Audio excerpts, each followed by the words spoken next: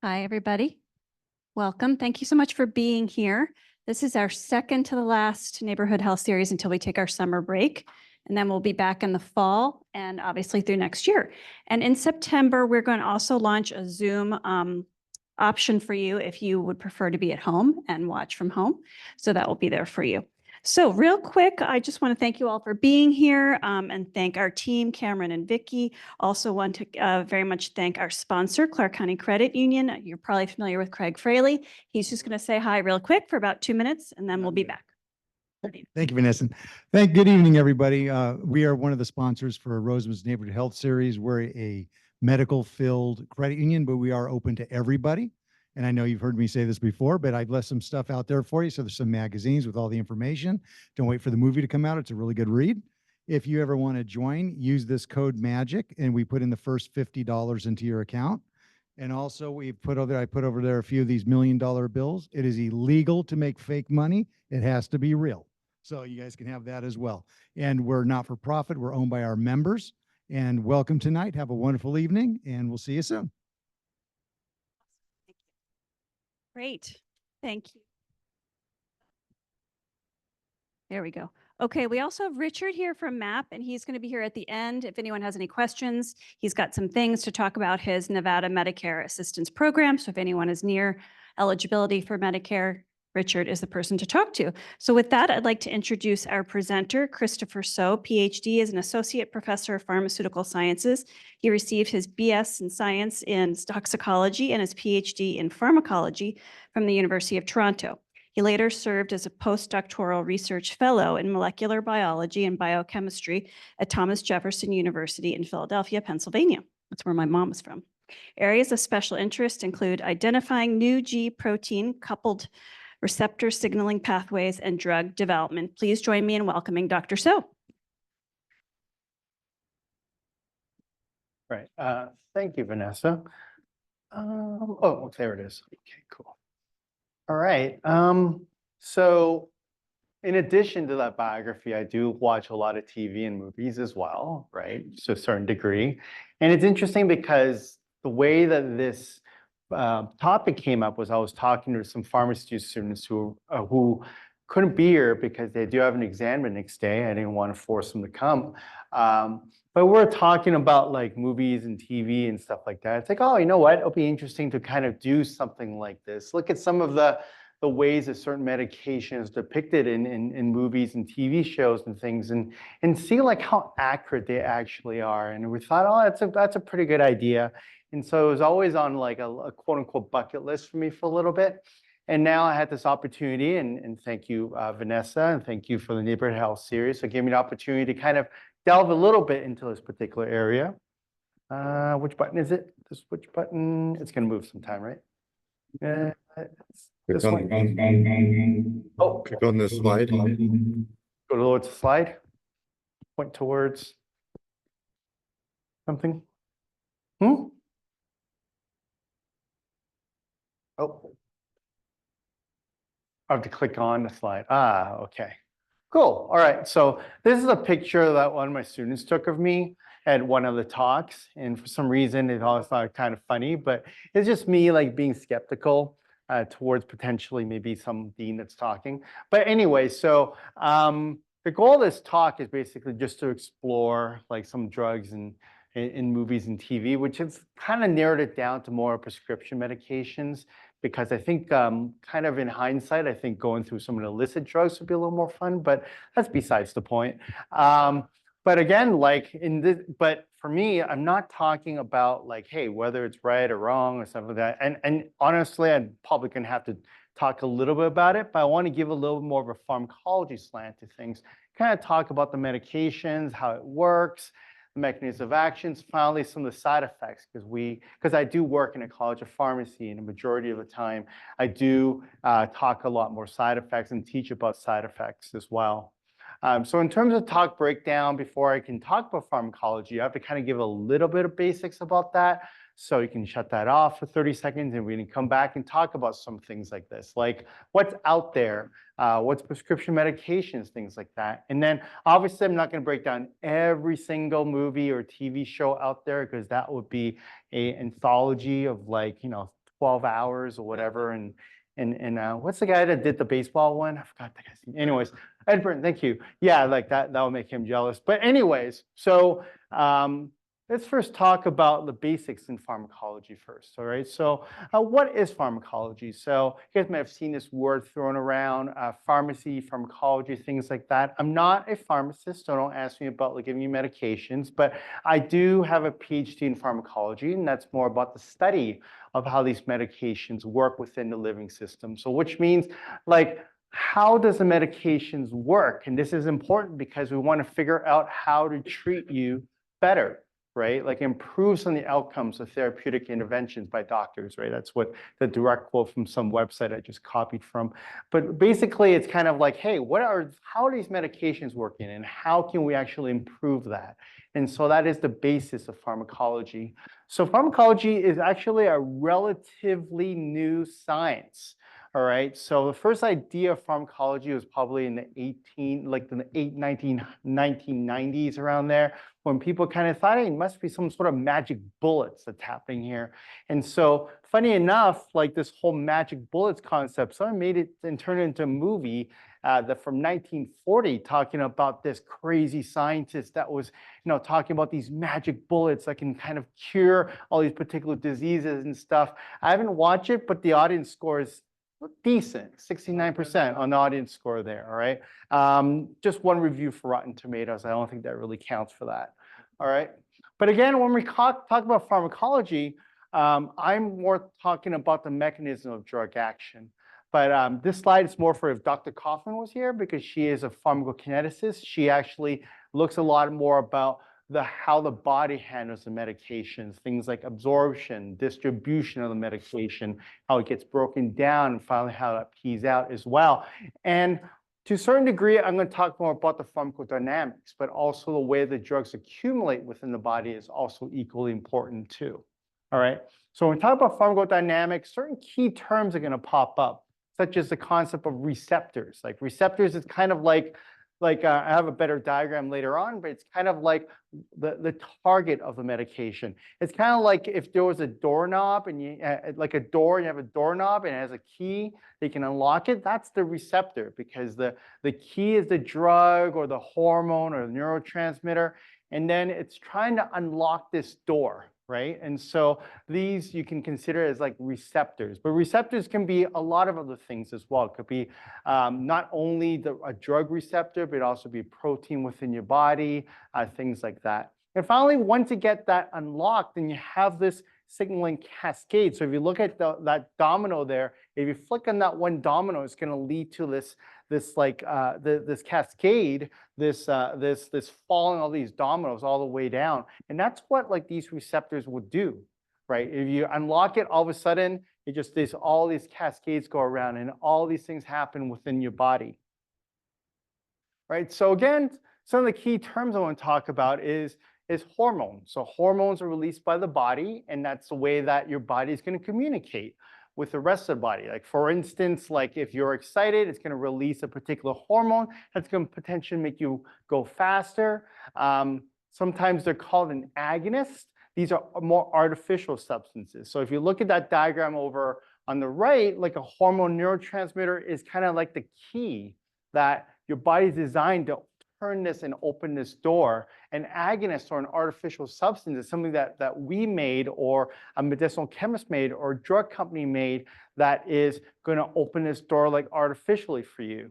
But an antagonist here is something that's going to block that particular lock from opening. It's kind of like sticking a branch in there, and all of a sudden the key can't really open that door anymore. So that's an antagonist, right? So basics in pharmacology, I'll talk a little bit more about that later.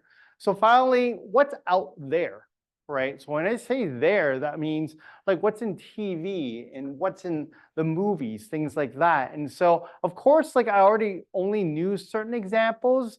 Of course, one of my favorite movies is Silver Linings Playbook, and that's more about mental health and some of the medications. I knew about that, but I didn't necessarily know about like what's out there in terms of things. So where do I start this particular talk? What's out there?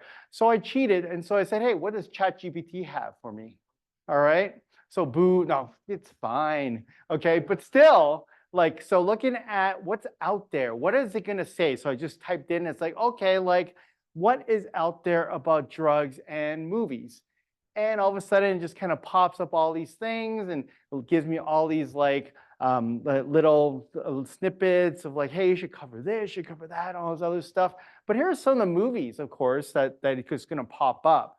Some are going to deal with a little more serious things. Like for instance, Requiem for a Dream talks about people that are addicted to barbiturates, like things like that. And very, very heavy, heavy movie. I haven't seen Dallas Buyers Club talks about pain medications and talks a little bit more about, I believe, like the price of certain medications.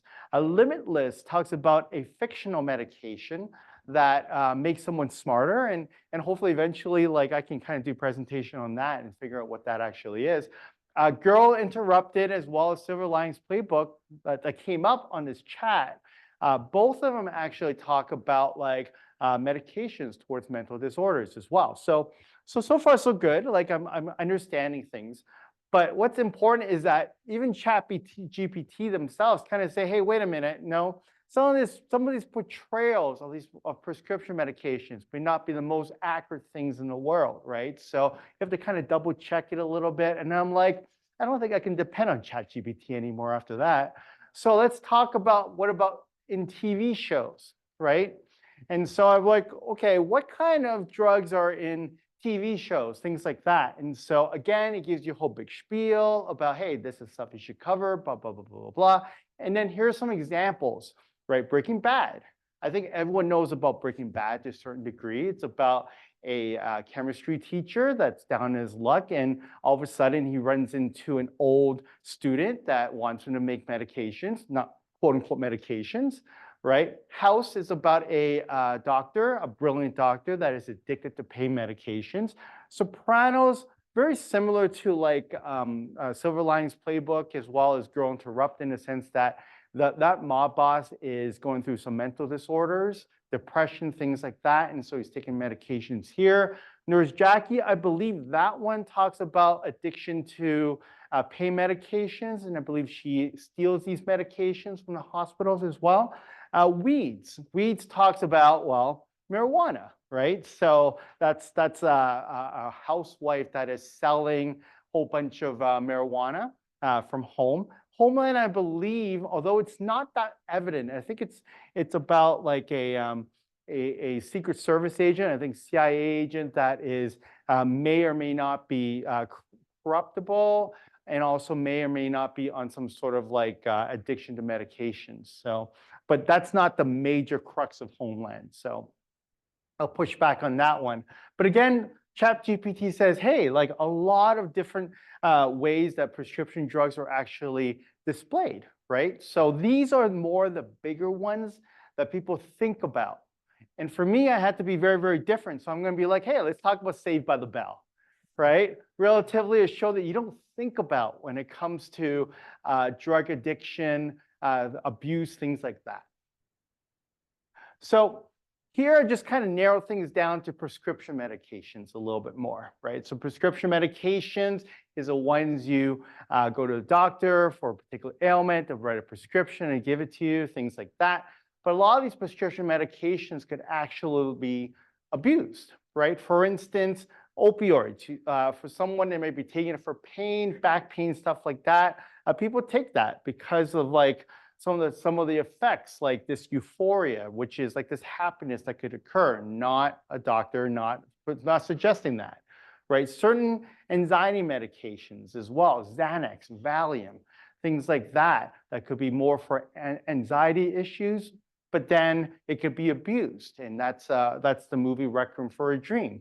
Also, certain stimulants, things like that for attention deficit hyperactivity disorder, amphetamines, methamphetamines, things like that.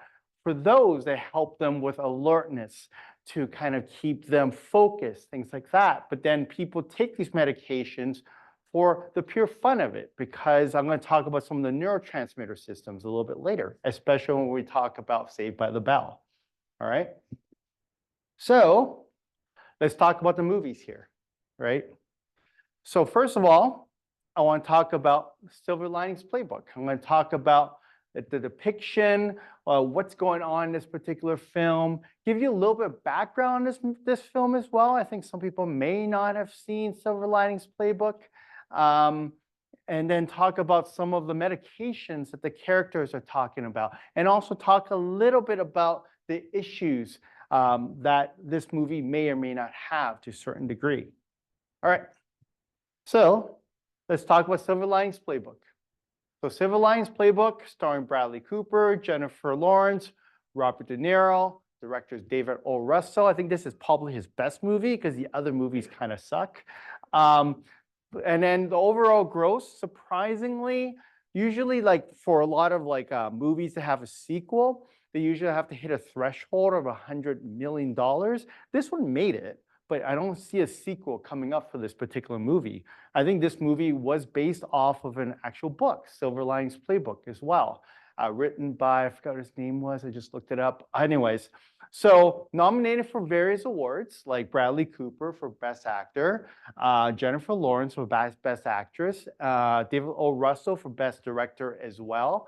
Jennifer Lawrence won 2013. Famously, she almost tripped over her dress going up there to get her Oscar.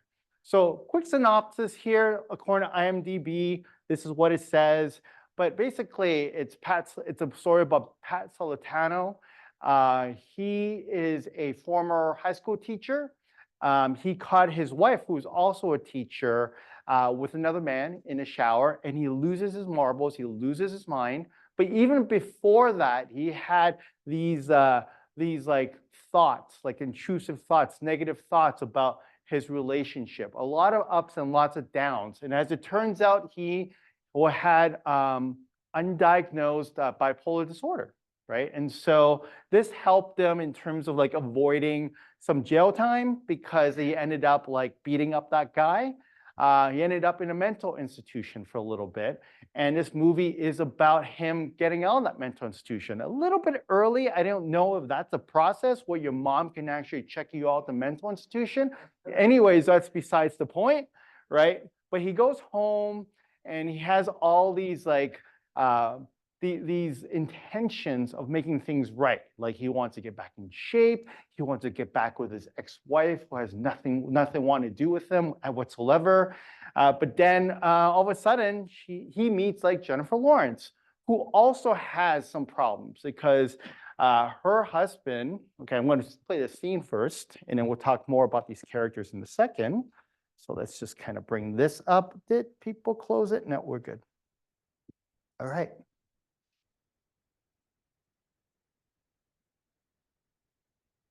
What meds are you on?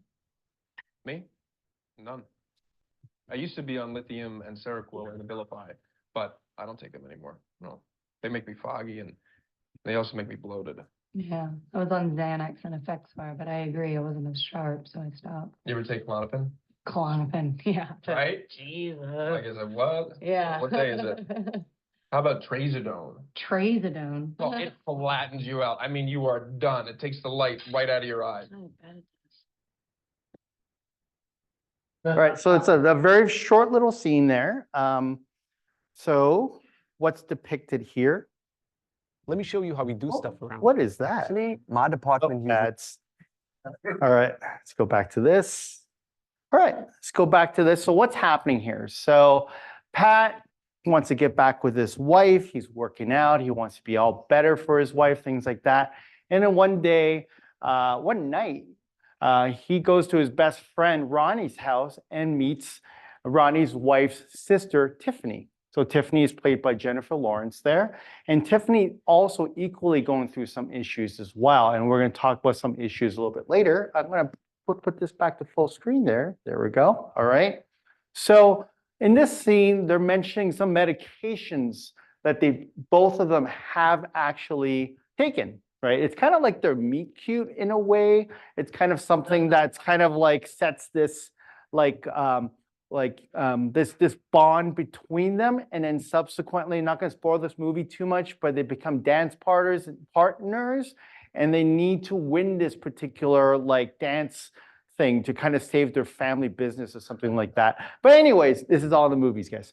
Okay, So what drugs is mentioned? So with Pat, he talks about lithium, Seroquel, Abilify, Klonopin, and Trazodone. Probably went through a lot of these medications because he was in the mental institution. And for Tiffany, she took also Xanax as well. Why was she taking Xanax? Well, Tiffany was a young wife of a police officer, and they were having some marital issues. And so one night, her husband went to get her a romantic gift. And in doing so, like while driving back, he got in an accident and got killed. And so for her, like she went through a spiral in a sense, a little depression, some anxiety and stuff like that. In the movie, she just really couldn't take it too much and started like kind of spiraling and caused a lot of problems at work. And then she got fired. And so she actually, interestingly enough, like took some of the insurance money and built like a dance studio in her backyard. But anyways, you got to watch the movie. Her particular situation wasn't diagnosed necessarily, but I think she went to see a psychiatrist and was given all these medications to kind of maybe her anxiety, her depression, things like that. All right. So let's talk about the brain here. All right. To understand these particular medications, we have to understand the brain. And originally, I designed a slide that would talk about all these parts of the brain, and we're going to talk about this and that. It's like, nah, forget it, right? So, but all you have to understand is the brain is the last frontier, more or less, right? If you look at, and interesting enough, we are, I believe, on Howard Hughes land. And so even Howard Hughes kind of said, hey, the human brain is still undergoing rapid adaptive evolution. So indicating that, hey, the brain is a complex thing, right? Very, very complex. I remember going to, as a graduate student, going to a conference, a neuroscience conference, and it was about 40 to 50,000 attendees there. So they're all trying to work on how does this brain work? How does this work? How does this contribute to disease? Things like that. So we're still trying to figure things out in a way. But the key things here when we talk about the brain is that it's controlled by some of these key neurotransmitters. For instance, dopamine. Dopamine, if you have high amounts of within your brain, it makes you happy. Serotonin, if it's high amounts of that within your brain and you want that, it gives you a little more satisfaction, right? This GABA keeps you a little more calm, a little more sedated. Norepinephrine gives you a little bit more energy. Why am I bringing this up? Because of certain medications I'm going to talk about, and that's what Pat and Tiffany talked about, actually lead to controlling some of these particular systems, right? So again, some of the key controls of this is the receptor again, because a lot of these medications, a lot of these neurotransmitters, like do target some of these receptors, activating them, or maybe in certain cases, maybe activating a little bit too much. Also reuptake transporters as well, something that controls the levels within this particular area, which is key, which is these neurons and also the communication between these neurons. And this is mediated by these hormones that are released that crosses this particular barrier and telling the other neuron, it's like, hey, we got to keep doing this, or maybe we should kind of stop doing something like this. All right. So now you're all neuroscientists, this is great. So let's talk about some of the medications that were talked about here. Let's talk about some of the medications, the mechanism of action, and the particular prescriptions here. So Pat talked about lithium, right? So lithium, weird mechanism of action. No one really knows what it is. It is a particular ion, but it might change the way that your brain is excited or inhibited in a way. One of the prescriptions for lithium would be bipolar disorder. So in this case, this movie talks about Pat's previously undiagnosed bipolar disorder. So this checks out, right? So he's taking the correct medication, in my opinion. Let's talk about Seroquel. Seroquel, dopamine receptor antagonist, serotonin receptor antagonist. So in this case, maybe there's an imbalance in that system where maybe dopamine is activating too much, serotonin may be activating a little bit too much. So this medication may help to kind of tone that down a little bit, maybe make it a little bit less excitable, right? So prescription, bipolar disorder, schizophrenia, and depression. So maybe for Tiffany, yeah, maybe this person did take Seroquel for a little bit. Maybe it did work for her. What about Abilify? Abilify, partial agonist for dopamine and serotonin receptors. Maybe in certain cases, there needs to be some modulation of that. A lot of these medications are probably taking the same time too, where you bring it down a little bit, bring it up a little bit, changes that. And this particular medication is for schizophrenia and for bipolar disorder. So for bipolar, Pat checks out. Klonopin. Klonopin activator of GABA receptors. So this may be able to reduce some of that anxiety that maybe Tiffany is experiencing, some of the panic maybe, or some of the anxiety, or sorry, some of the panic that maybe Pat experiences when he's either up or down that's associated with bipolar disorder. Trazodone, right, knocks you out apparently. We're going to talk about side effects a little bit later. An antagonist or an agonist. Well, in certain cases, a lot of these medications were tested out back in the 60s. It's like, oh, it works. How does it work? It doesn't matter. We're just going to go with it anyways. It works, right? So some of these may control the balances of these receptors when it comes to the activation. For depression, anxiety, equally checks as well. Xanax, activator of the GABA A. This could maybe help with maybe calming Tiffany down to a certain degree. Effexor as well would control the recycling or the reuptake of serotonin or norepinephrine. So basically controlling that, maybe increasing the amount a little bit, and that could be depression and for anxiety as well. Very confusing stuff, right? You see some things that are inhibitory, some things are activating, because not all cases are exactly the same, and we're still trying to figure that out. All right, let's look at the side effects here, right? So Pat says, hey, I used to take lithium, Seroquel, and Abilify. It made me foggy. It also made me bloated. That actually surprisingly checks out when I looked at some of the more common side effects associated with these medications. And this is from what the pharmacy students and pharmacists use to look up side effects, which is called lexicon. So lithium gives you lethargy. It basically makes you a little foggy, and some weight gain as well. So I think that's why Pat felt a little bloated, right? Seroquel. Seroquel, one of the key side effects is sedation, and also gives you significant weight gain as well as one of the side effects. That's what you don't want.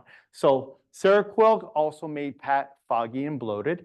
Abilify, both sedation and excitation observed. So it's unclear how this drug actually mediates like maybe sedation in one, but excitation in another, and then also significant weight gain as well. So everything kind of interestingly checks what Pat complained about with these medications. Wasn't as sharp. I think this was Tiffany's complaint, was saying, well, I used to be on Xanax and Effexor, but I just wasn't as sharp.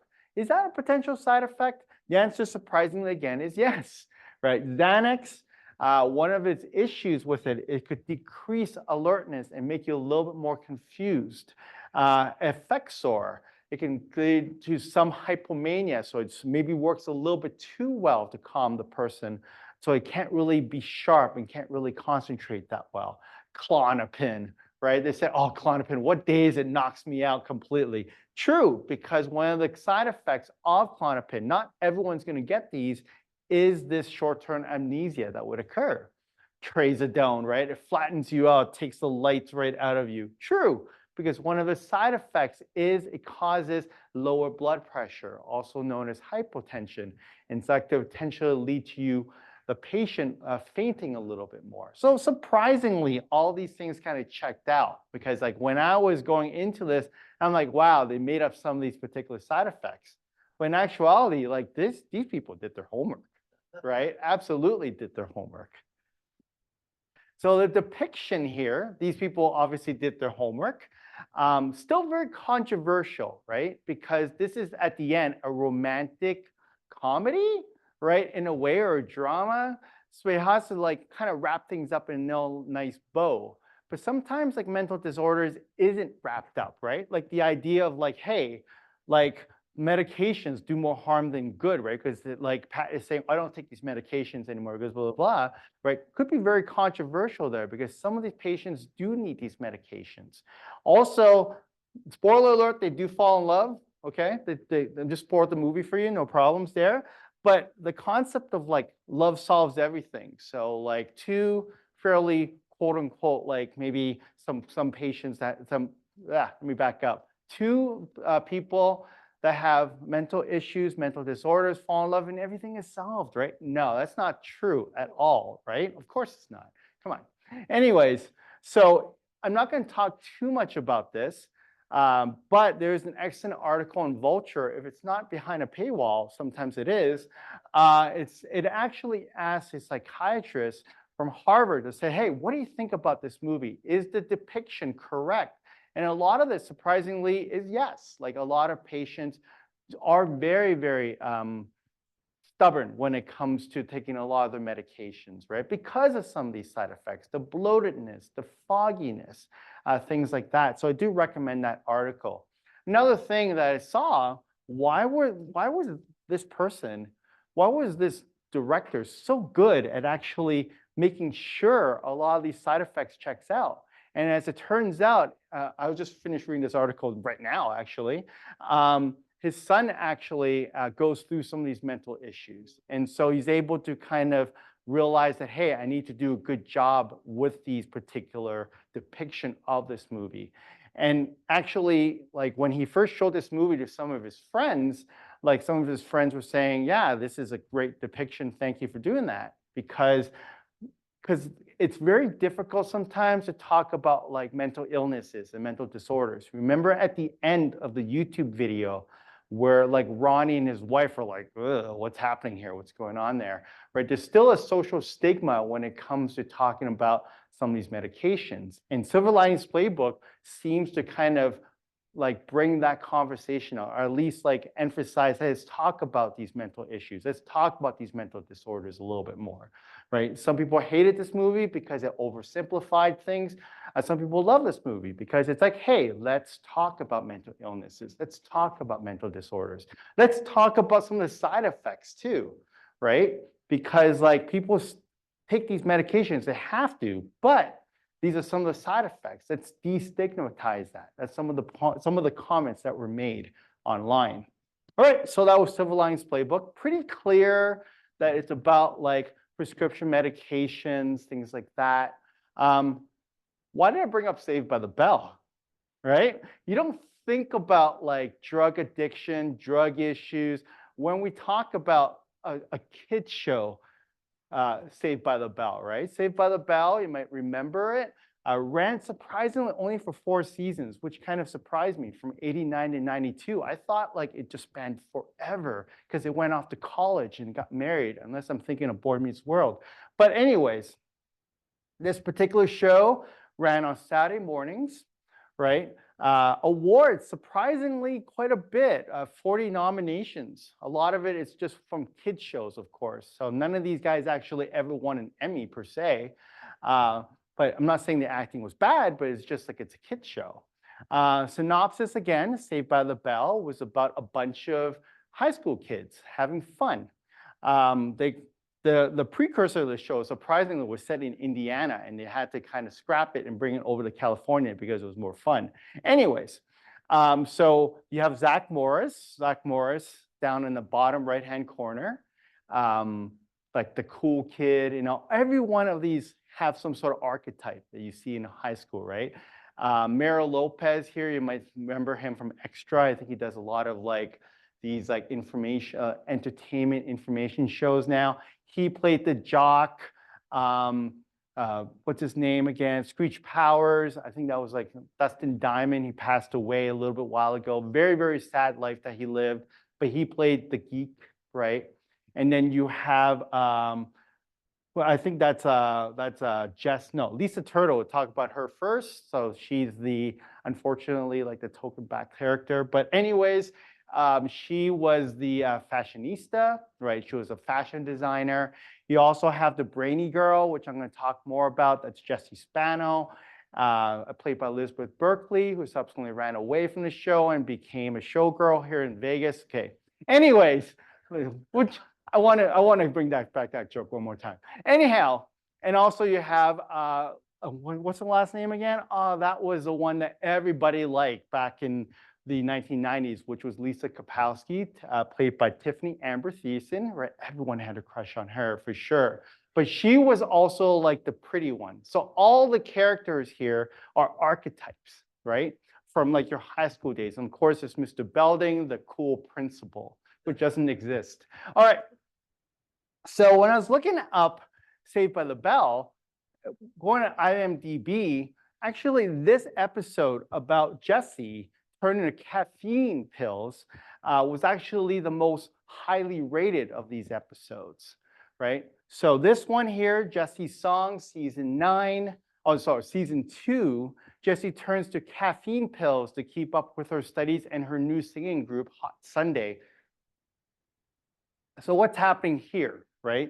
So Jessie is, again, the smart student, the straight A, a lot of like after school activities. I think she was the president of like the student government at one point, and she does everything. She wants to get into all these like great schools and stuff. One day she couldn't keep it up, and so I think an athlete like sold her some like caffeine pills, right? So I'm just gonna click on the video. It's a little bit longer, but it gives me a little bit of a break. So let's go through this. Recording company loves our video. I want to see us perform live. Yeah, it's all set. The producer's coming to the Max tomorrow night to see you guys sing. Hey, that's great. Yeah, we rehearsed tonight. Oh, I can't tonight. I have to study. Tomorrow's the midterm. Jesse, hey, I'll sit next to you and you can copy off of me.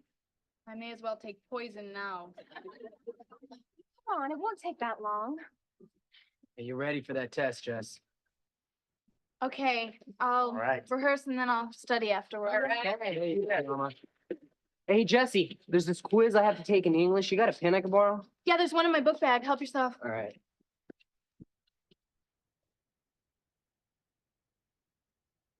What are these doing here? I believe you were looking for this. Jesse, those pills are dangerous. Yeah, well, so's geometry. You told me you were going to stop taking them. I need them to stay awake and study, okay? No, it's not okay. Jesse, I'm worried about you. Give me the pills. I'm from business.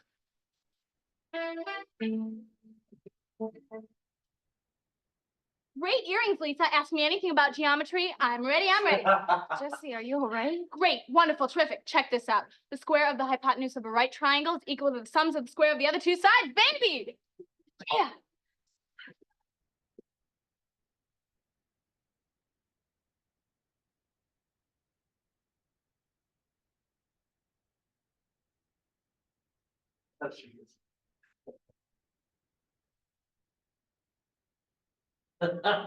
Sure you don't want to check this over?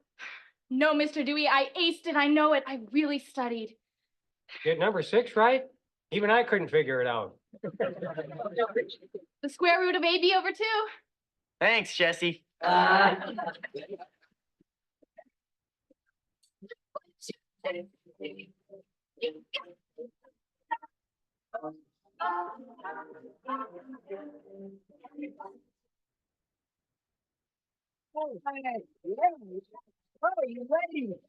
Ladies, you guys are awesome. Do that tonight and we're on our way. Yes. All right, Screech, when the producer gets here, make sure he sits right in front of the stage. Got it. All right. Lisa, you'll bring the costumes. I'll pick you up, okay? Good, good. Everyone, be here by 7. Jesse will come together. Okay, hands in a circle for All luck. right. There we go. 1, 2, 3, hot Sunday!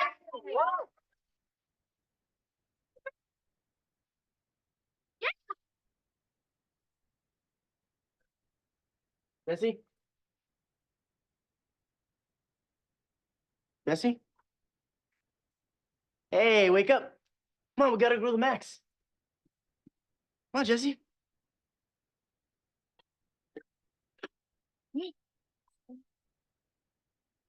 Time is it? I have to take my geometry test. You already took the test. I did. Yeah, it's 6:30. Come on, we gotta go. Let's go. Where are we going? Where are we going? You're singing tonight. Singing? Yeah. Tonight? Come on. Wait, what am I gonna wear? Jesse, remember?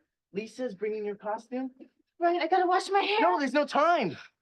No time! There's never any time. I don't have time. to stop it. I'll never get into Stanford. I'll let everyone down. I'm Jesse, hey, hey, just calm down. It's okay. sorry. It's okay. I think we'll be okay. Yeah. I just need one of these. Pills. You mean you really are taking drugs? I need them. Jesse, give me those. Jesse, you can't sing tonight.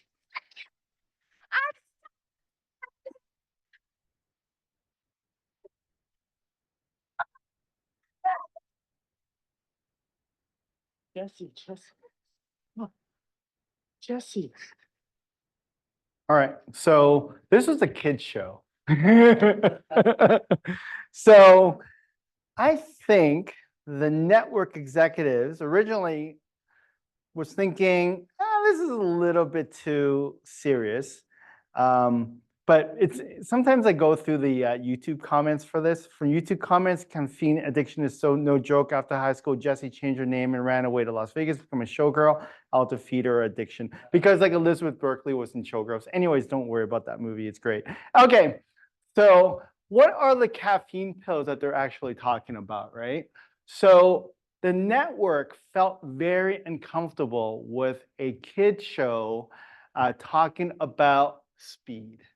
Right? Speed was a problem back in the 80s and the 70s as well. The producer of Saved by the Bell, executive producer of Saved by the Bell, Peter Engel, was actually, when he was working and doing a lot of TV, he was actually taking speed because he had never had a lot of time for anything. And so he wanted something like this to be educational to the kids. And the network was like, whoa, whoa, whoa, whoa, whoa. We can't do speed. And so there's a lot of back and forth. At the end, it came down to, let's do caffeine pills instead.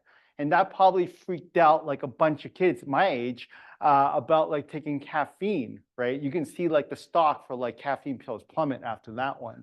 But what's interesting here is that the same network was okay with Family Ties doing the exact same storyline, because Alex P. Keaton, played by Michael J. Fox, was also taking speed because he had so many things at the same time. And it was okay for Family Ties, a show that was shown at, I think, like 8 p.m., like on Tuesdays or something like that, to actually cover speed. But they weren't okay with a kid show doing speed, right? Talking about speed. So what is speed here? So best known, of course, we talk about Breaking Bad. Breaking Bad is best known for that. But what does it actually do? So it's going to increase everything. Like the neurotransmitters I talked about, the dopamine, the norepinephrine, the serotonin. It is going to increase everything within this communication point within your neurons, because it's inhibiting some of the reuptake or the uptake of these neurotransmitters. So the result of this is more dopamine, so more excitement, more energy, more fun, more comfort, allegedly, and more energy as well. So you have more and more and more of that. And that's useful for someone that maybe, like for someone that has ADHD, that means a little more alertness, or attention deficit hyperactivity disorder, but not so much if it's abused. So let's talk about some of the side effects that we saw. And these guys totally did their homework here when talk about speed, because the script originally was written for speed. And so when they switched to caffeine pills, they're kind of like, no, we're not going to change anything, any of the portrayals, anything like that. Just kind of went with it. So Jessie says to her boyfriend, mind your own business. That's some of the antisocial behaviors that could be seen as some of the side effects of speed. Ask me anything but geometry. I'm ready. Yeah. That's the euphoria, some of the side effects associated with speed as well. Again, the executive producers definitely did their homework here. I aced it. I know it. It's like very, like, yeah. That's a little bit more like restlessness as well. Also interesting enough, there's no time. I'll never get into Stanford. That's kind of like the unease, the dissatisfaction associated with this medication too. The oversleeping, that could be associated with the insomnia and some of the overstimulation that can occur with speed as well. I need them. I'm so excited. That's a drug addiction part, right? So definitely these people knew what they were talking about. But unfortunately, the network is very uncomfortable with this. and just said, well, we're going to have to do, you can't do this. And so like, okay, we'll do caffeine pills. But the actors themselves actually, 30 years later, they did come out and say, well, I was disappointed because we were so into this particular scene. And it's like, now it's caffeine pills. Like, what do I do here? And the executive producer is kind of like, we're just going to keep doing it. We'll do what we're going to do in the first place. So again, what's out there in terms of movies? On Wikipedia, because I'm naturally lazy, just putting the keywords of like list of drug films, 854, I turned this into a nice little word cloud. A lot of it is about cannabis that's out there. A lot of these movies, right? I couldn't do that with TV shows. There's too much out there. But of course, like a lot of TV shows also have little individual episodes that talks about like drugs, right? Even like something as innocuous as Saved by the Bell actually talks about drugs as well. Here's some most popular TV shows with just the keyword that says drug use, right? You see the usual suspects, Breaking Bad, Narcos, things like that.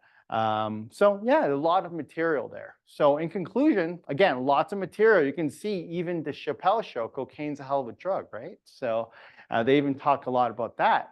I didn't even talk about illicit drugs. And also didn't talk about some of the fictional drugs as well. Like, could there be some real drugs that actually can make you smarter? Things like that. All right, so thank you to our sponsor, Clark County Credit Union, for this. And thank you all for attending. I had a good time putting this together. Thank you. We take questions. Does anyone have any questions for Dr. So?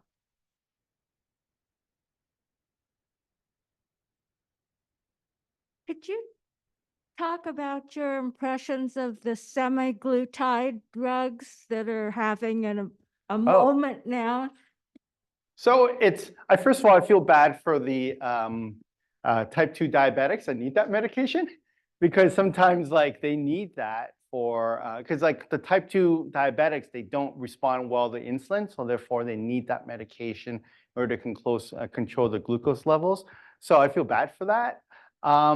I know like a couple people that are on it, it does maybe work, but I can't really say that for a fact. Like I'm not in that particular area to kind of say, oh, you should take it or not, right? That's just something that I don't want to touch too much, right? That's just because I'm just more of a researcher more than just that. So the side effects, I don't know too much about the side effects of those medications. I would say though that from what I understand, they're fairly safe. But again, they're more used for type 2 diabetics. They were used to treat diabetes of a certain kind. How many years of follow-up research has been done on this? For treatment for diabetes, lots. For dieting or for losing weight, I don't know. That's a very new phenomenon that people are trying. How does it compare to the drugs that were already used? That's a part I don't know, right? But some of the drugs that were previously used, a lot of them, we'll talk about that because that's some of them were kind of similar to the amphetamines, things like that. Phentermine, like Yeah, do you remember? like those ones. And so it does have, those older medications can have a little bit more side effects, right? So, but the jury's still out in terms of like the long-term impact of those medications for treating obesity. Okay.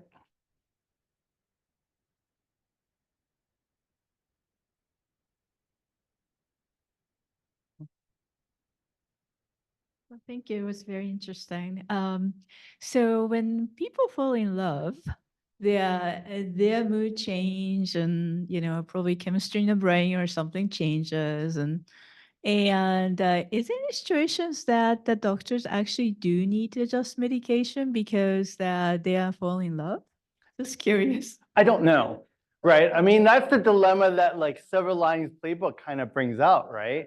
Because if you actually watch that whole movie, at the end they do fall in love, and it seems like everything is fixed, right? Like even so, I don't. The answer to that is I don't know, right? That's because there's certain hormones that are associated with like love and affection, something like oxytocin, for instance. That's something that is found to be increased in like pregnant women, I believe, usually for like more lactation, but also potentially could be linked to like caring for your child or something like that. So there's a hormonal basis for like love and affection, things like that. In terms of what Silver Linings Playbook says, it's like, oh, you fall in love, you don't need medications anymore. No, that's not true. But I would say that there's, from that movie, you can also think about like the love and support that people have now towards Pat's like illness, a little more understanding of that, because not only to talk about that relationship between Pat and Tiffany, that movie also talks about the family as well. Like the dad originally, played by Robert De Niro, was very, very hands-off with his son. And actually there's this one famous scene where he's just blaming his son for everything. Like about him losing, the Eagles losing, that's what it was. Where like he's blaming his son for like the Eagles losing, he's losing all of his like money and everything like that. And then so, but then at the end, it's kind of like a little bit of a resolution. It's like, okay, this is my son. I can't blame him for everything. He is what he is as well. And so there's a nice little resolution there, right? I have a question. Do you think the drug companies have any recourse if they feel that the depiction of their prescription drugs and the brand name of their drugs has been used and depicted inaccurately, perhaps? I think the answer is yes. I can't think of a specific example, but I believed there's like a movie, I forgot what it was, where they're going to depict this drug in a poor light. And then like they were like approached, I believe, by like a drug rep or like the executive and saying, you can't do that, we're going to sue you. And so they kind of, I think they changed either the name of the medication or something like that. I can't remember what that movie was. But like it was clearly about that particular medication, but they pulled back last minute and changed the name of it. I just can't remember that movie offhand.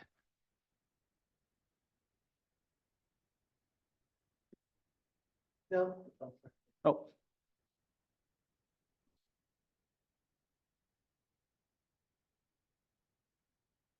Fabulous, fabulous talk. Very interesting. There was a pretty popular commercial a long time ago. I think it was between margarine and butter, where the lady at the end of the commercial says, the Mother Nature says, it's not nice to fool Mother Nature. And generally speaking, when you're messing around with the brain, that's some pretty serious stuff. So I can understand the extremes like schizophrenia and stuff like that being very important. But where do you see the technology, say, go for 5 to 10 years from now? Do you, using your experience, to see where we're going to be with all these prescription drugs 10 years from now? I think things have gotten better, right? Like, I mean, when I first went to that conference as a graduate student, that was like maybe 22 years ago. And it was still kind of working a lot of things out, but slowly but surely, like things, especially with the treatments of certain mental disorders, has improved, right? Like identification of some like newer drug targets, understanding a little bit more about the medications, like some of those medications that Pat and Tiffany talk about, they're very old, right? And they were just given to the patient. And again, like FDA nowadays, you have to kind of have a better understanding of these medications. And from a drug developing standpoint, like it's good to kind of understand how a system works in order to target it. And things have gotten a lot better as opposed to back in the 50s or 60s. It's kind of like, oh, take this medication. That seems to work for you, right?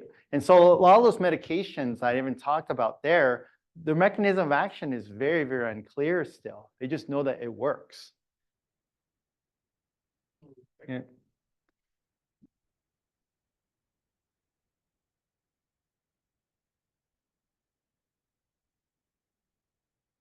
Can you speculate about the drug Spice in Dune? Which ones? Spice in Dune? Oh, Spice and Dune. Oh my gosh. Okay, first of all, I got to see that movie. I gotta try to. I just remember like the old, like the David Lynch one from like, I don't remember, like that's a good one. Like when I first brought up the topic, someone's like, ooh, you should talk about Spice and Dune. I was kind of like, okay, I'll do that one like eventually, I think. Yeah, but that's a good one.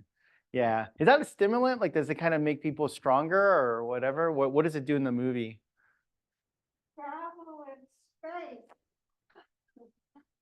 Okay, so there's no drug like that out there. I can tell you that much.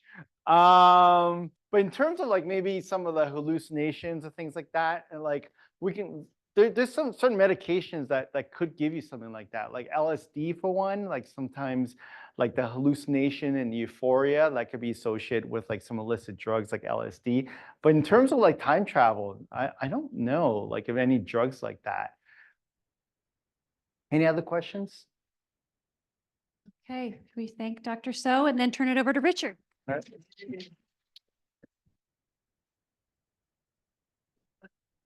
If you need to get prescription drugs and can't afford it, and